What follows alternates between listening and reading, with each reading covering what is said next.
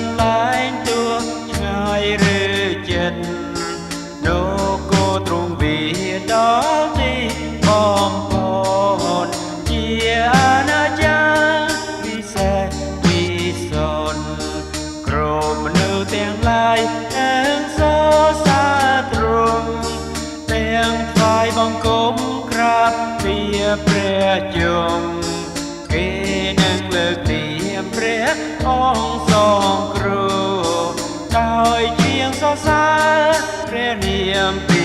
រួងក្រុមអទាំងមនុស្សក្រុមជាតិក្រុមសាងនឹងសរសើរព្រះដ៏ស្រឡាញ់ណាស់ពួកកូនក្មេងនឹងបន់លើសំលេងទាំងថ្លែងព្រះនាមដោយលោតកាញ់ឆេង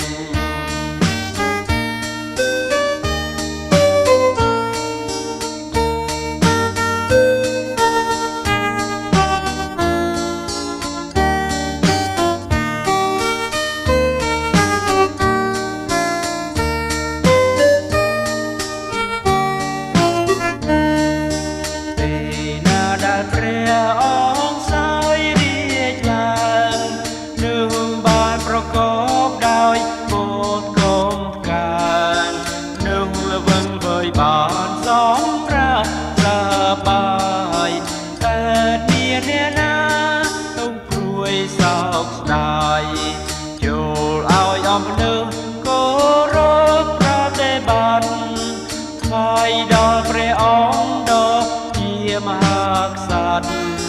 ចូលលើកទ្រង់ឡើងជាខ្ពស់បំផុ